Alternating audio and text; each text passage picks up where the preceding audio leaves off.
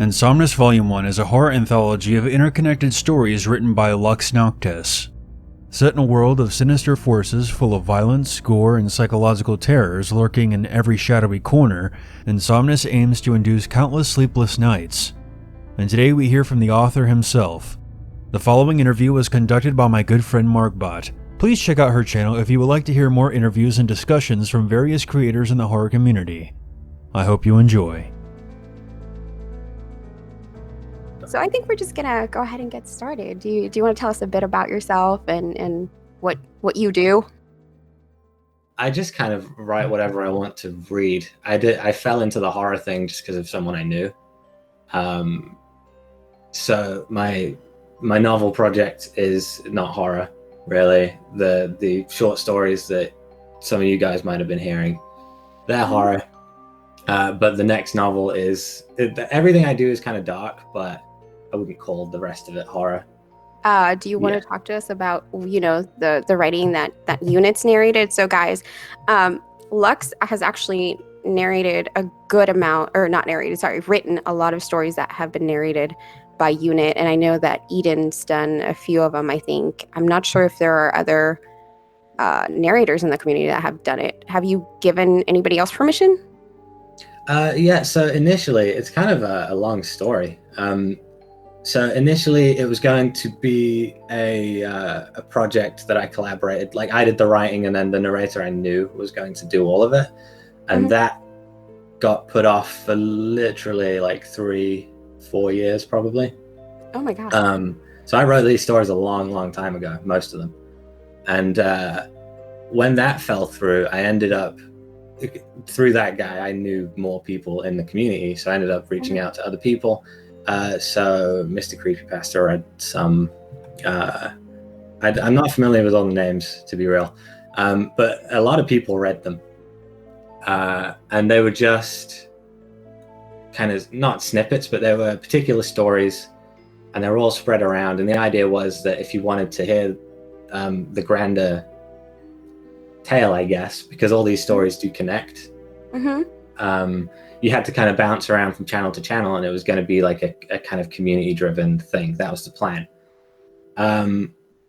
But because of like other people's schedules and things like that, and needing to have everything kind of done at the same time to make it work, it didn't go as well as planned. So I think most people weren't aware when they were listening to something on Eden's channel, for example, that there were more on other channels already at the same time.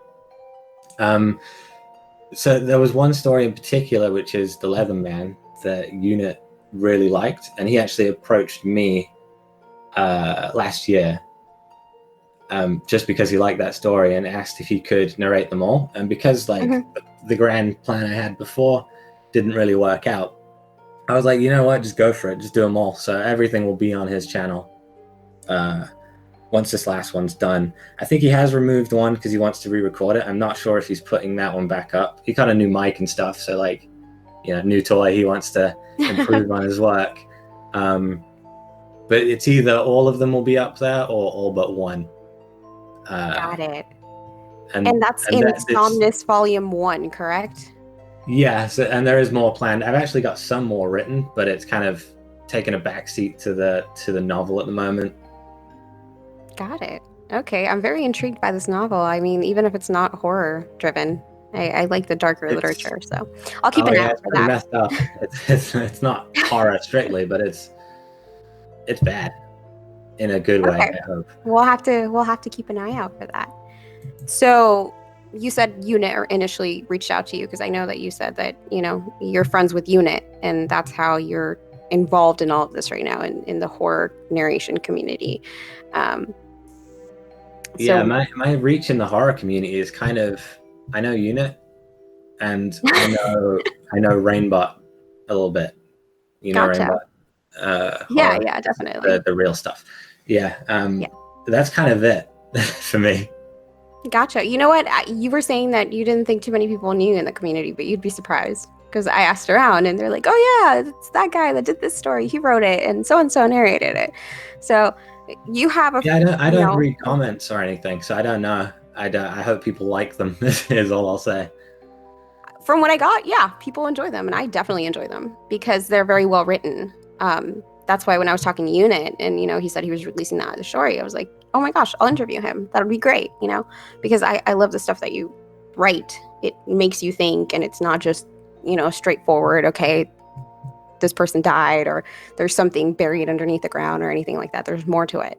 So I appreciate that when I listen to a story. Do you have a muse that inspires you to write the darker fiction? So yeah, this is gonna get weird. That's fine. Just to no judgment here. So it kind of particularly when I was in high school, I didn't sleep much at all. Mm-hmm. And because I didn't sleep, I had what my therapist called disassociative episodes, I think was the word she used. So the novel I wrote, Stray, is like a werewolf novel. It's like I think of it as like the anti-Twilight werewolf novel.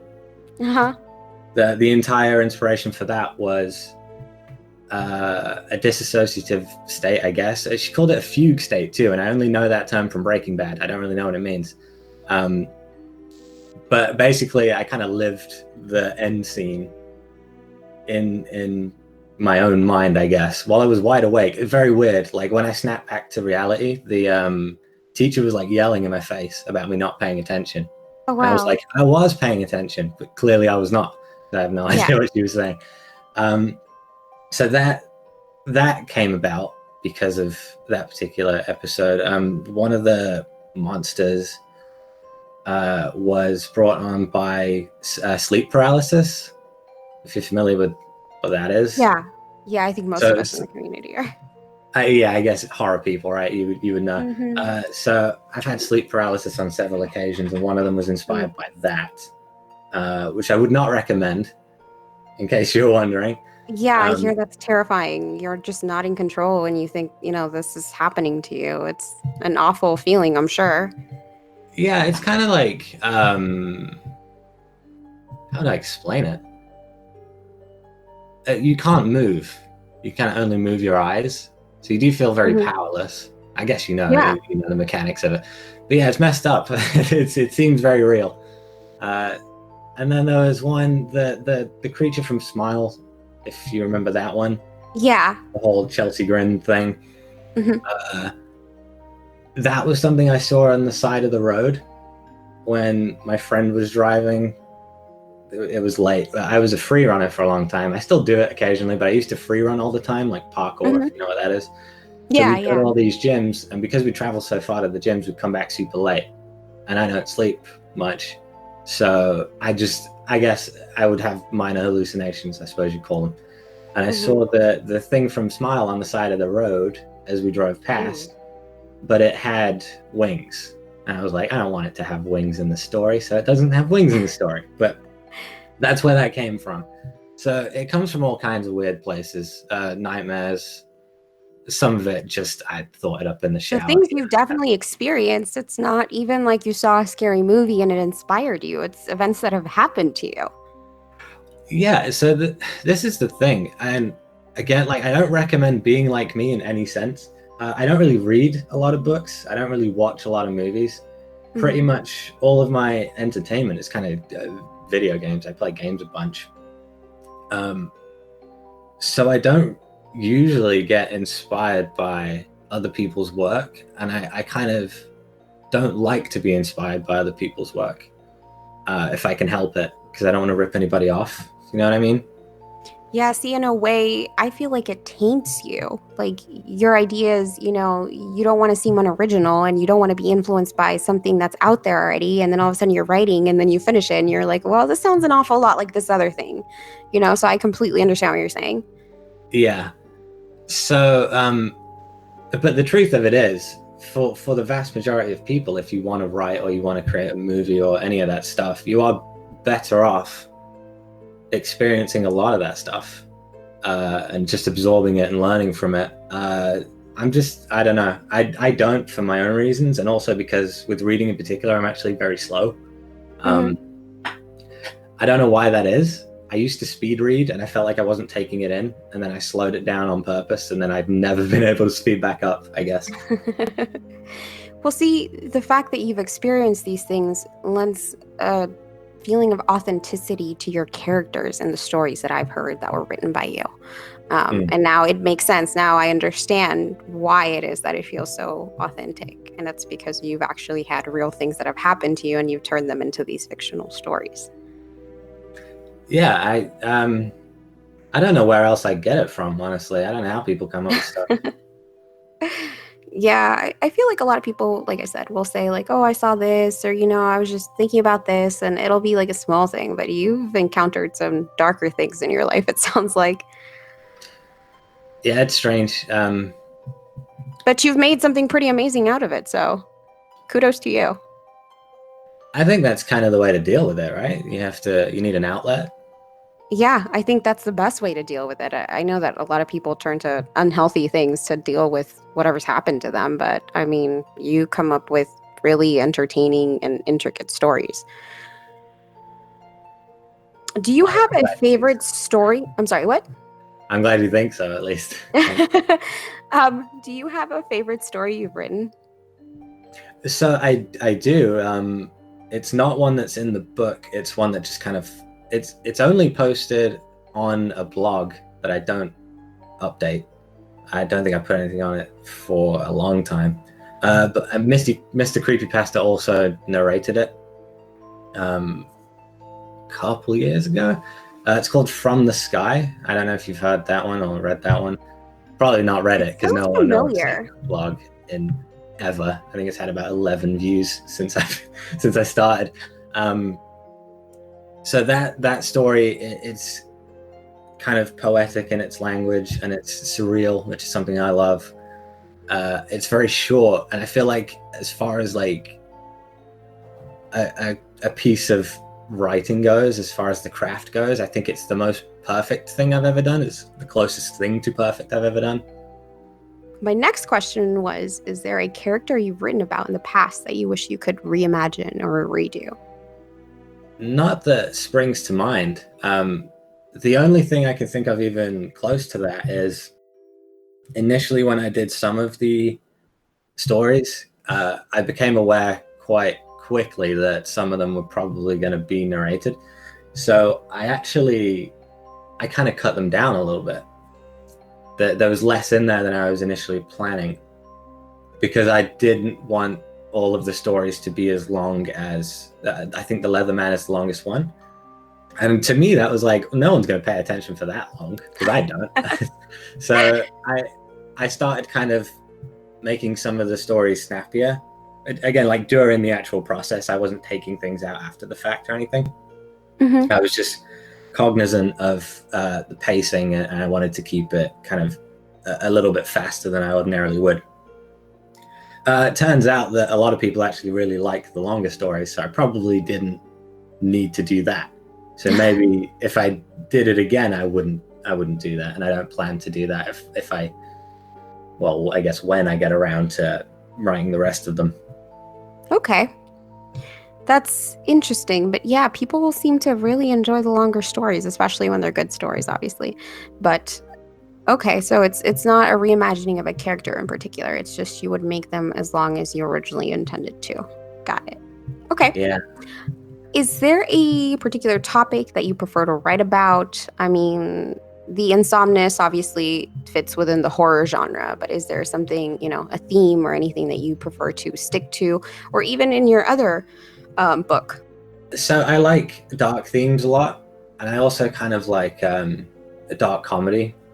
Oh. So I like to make things funny in an awkward way. It doesn't come up in Insomnis too much, but there's a lot of dark humor in the new project. There's quite a lot in the in Stray, the werewolf book. I find the real world super boring. So the further removed from reality it is, the more I enjoy writing it. As a general rule. Yeah, okay. Because I know a lot of very successful people will write a period drama that is super accurate to the time that it happened, and everyone's wearing the right corsets and stuff, and all these details are in there. That's too much for me. I don't care about any of that. I want like ghosts and and You want it to be weird things entertaining. happen. Yeah, entertaining to me at least. As long as it entertains me, it's not a complete waste of time, I guess. The rule generally that I've always been told to follow is write what you want to read, write what you feel like is missing. So even when it came to this kind of online horror community kind of deal, I haven't really read any creepypasta. I think I read one that was about some doors that had numbers on them that was quite good. I got sent that, like someone going through a series of rooms. I don't know what it was called. No End House. It's probably No End House. Probably. I think that one was pretty good if it's the right one. And I read that, so I was like, right, no numbered doors, never doing that, not reading anything else. I'll do my own thing. All right. Well, now you know what to stay away from just by, the numbered doors. Yeah. But I heard from people I knew that a lot of it was kind of passed off as real, or they tried to be kind of contemporary campfire stories, essentially, which is a really cool concept, and it's actually quite an easy thing to pull off if that's what you want to do, in my opinion. Campfire tales, yeah, because you just have I think the main problem people tend to have with this kind of thing when they get it wrong is that they actually add too much, because then they make it less and less believable by doing that. Yeah, they overdo it. They're aspiring to be, to make it sound like it's real, but it's just overkill. Yeah, exactly. So I heard a lot of it was kind of like that, and I wanted to go the opposite and have something that was almost more traditional, like a Poe or Lovecraft style, but set in like a modern age, because obviously none of those were. Modern age makes it a lot harder, obviously, because everyone just has a phone. Which sucks. Yeah, definitely. But you know what? It goes along with what you were saying earlier, that you write what you think is missing out there, and that's definitely missing out there. We need more writers like that. Yeah, and I'm sure there's probably a lot more of it now than there was when I did the Insomnis stories. I really don't know. Like, I don't keep up on any of it, but if there isn't, there should be, because I feel like that it's a good opportunity to pull people into that kind of classic horror storytelling, because there's a young audience that is like way into this stuff. Oh, for sure. The kids just eat the stuff up. That's why, for horror channels, their highest views are in the summertime when all the kids are home and have all this time to listen to it. So yeah, there's definitely a demand for it, especially, when it's handed to them in where you just listen to it. They don't have to read it, unfortunately, because kids don't seem to like to read too much anymore. But yeah, there's definitely room for that.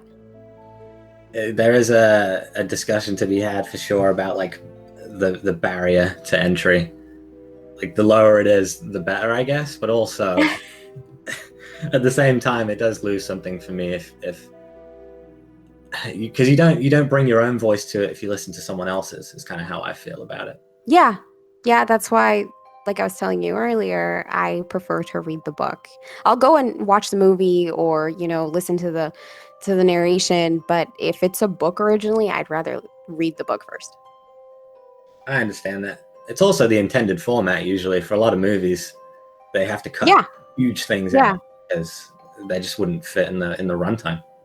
Are there any other future projects you can discuss or, are willing to? The only thing that comes to mind is that I've already written some of Vol.2. Okay. That's been hanging around for quite a while, what I've already done of it, but it got pushed aside because I learned some things about the industry, I guess, becoming an author and that kind of thing. Is It has all these weird rules that no one was really saying up front back when I wrote my first novel and the short stories. So I wrote the novel and self-published it. And I was like, cool. And if people like it, which it turns out they do, it's just hard to get it in people's hands because they don't know it exists. Then I'll try and get it traditionally published. I can be like, look, these people like it. Would you publish it? Turns out only it works that way. Yeah, if it's been self-published, they don't want to know. So that's what I learned after it was already out, which is a problem. And Yeah, that's I know. why a sequel to that is not currently what I'm working on as well, because I couldn't properly publish a sequel when the prequel is self-published. No one will accept that manuscript. Yeah. So that was mistake number one. Mistake number two is that no one wants short stories. You can either submit them to magazines, but that doesn't fit with what I was doing because they were all connected, or you can just kind of release it yourself usually. Yeah. So those are the two things I learned, which have led me to do this other idea, which I've had for a long time, but it was kind of further down my list of priorities. And that's understandable. Yeah, I see that the rules of publishing and all that was something I looked into as well. And depending on the publisher, but apparently many of them don't like it when there's even a piece of it, of your book posted anywhere on the internet. Like if you have a blog where you posted little excerpts, what I found at the time, which was a couple years ago, was they basically nulled you from being able to publish the book with them because they didn't want any piece of it out there, which I don't know. I mean, with technology the way it is, it's becoming more and more impossible. Yeah, and it's very easy to find if you did post it anywhere. It's usually archived in some form or fashion, so there's really kind of no getting out of it once you did it. So that would be some advice to any aspiring authors: is if you really want something to be on a shelf, it has to be a secret. Yeah, you have to keep it secret. Yeah. Yeah, for sure. It's unfortunate. I wanted to ask you, how did you stumble upon the horror community on YouTube? I know you said you had a particular narrator you were initially working with, but how did you find us all? I just knew a narrator in person. Oh, in person. Okay, yeah. That makes sense. That definitely makes sense now. So that I didn't know this whole scene existed until then, but I was working on Stray, the novel, and I talked to him, and he brought this whole YouTube thing up. It was kind of like a newer thing at the time. YouTube wasn't new, but this idea of like making a living from it was. Yeah. And he was like, "Oh, you're working on a book already. Maybe you should try write something that I can read." And I just ended up doing that because I came up with an idea, and then, as is often the way, I suppose, that idea kind of grew into this much bigger thing that had all these different characters and monsters in it. And there's something I did intentionally with Insomnis because of the particular audience it's directed towards. I intentionally left a lot of blank space between events. So there are events that you can see like an A to B to C connection. You have to kind of look for it, but it is there. But in terms of if I were to put it on a timeline, there are kind of big gaps in certain places that aren't necessary to be filled for the grander plot, but they do allow the audience to kind of imagine. And some people write fan fiction. You could even fill in the blanks yourself if you wanted to, because I wouldn't even call them blanks, to be real. But it's just spaces in time, so that these monsters, these creatures, these people can be off doing other things. And that again, I don't usually do that. I usually fill in everything. That was just there was a lot of experimentation with Insomnis, just because I was kind of messing around with it. It's kind of this new thing, and it was online, and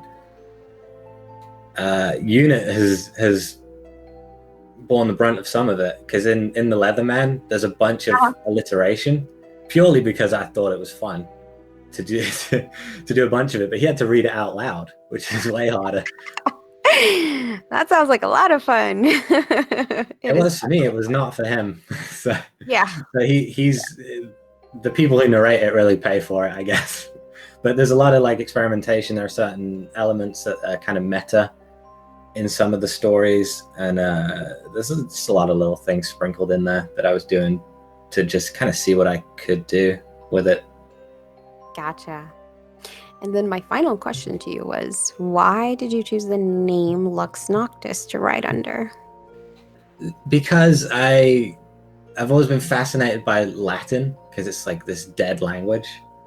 It feels almost arcane at this point in time. But that was, people just said these things for a long time, and that's always really been kind of interesting to me. Okay. And the meaning of it's light the night or light of the night. And so when I read that as like a turn of phrase, in a way it was like I kind of want to be that for people in a sense, because I have all these sleepless nights and I enjoy this like dark entertainment. So I kind of want to create more of that for people who are a bit like me. Hopefully not too much like me, but a bit like me. So that's where that came from. And there's also a little bit of irony to it, because I am the moodiest person. I am not a light to anybody, really. I'm well aware of that. Well, your writing is, at least. I can't say for you personally, but your writing definitely is. Yeah, so I had kind of a double thing going on there. It was supposed to be a positive and also a little joke at my own expense. Okay, I think we're just going to wrap it up then, guys. I don't think I missed anything. Once again, thank you everybody for tuning in. And this interview is also going to go up on Unit's channel. And check out Lux Noctis's work. I have linked his books below in the description. And he has a top secret project coming up, so keep an eye out for that because it sounds really exciting. And yeah, is there anything you wanted to add to it, Lux? Not really. Just thanks for listening to me talk for a while. No, I enjoyed it. I enjoyed getting to know what makes you tick better. And I think I have a better grasp as to why it is that your stories feel authentic. Anyway, guys, I will see you on the next video. Please stay safe. Margbot out.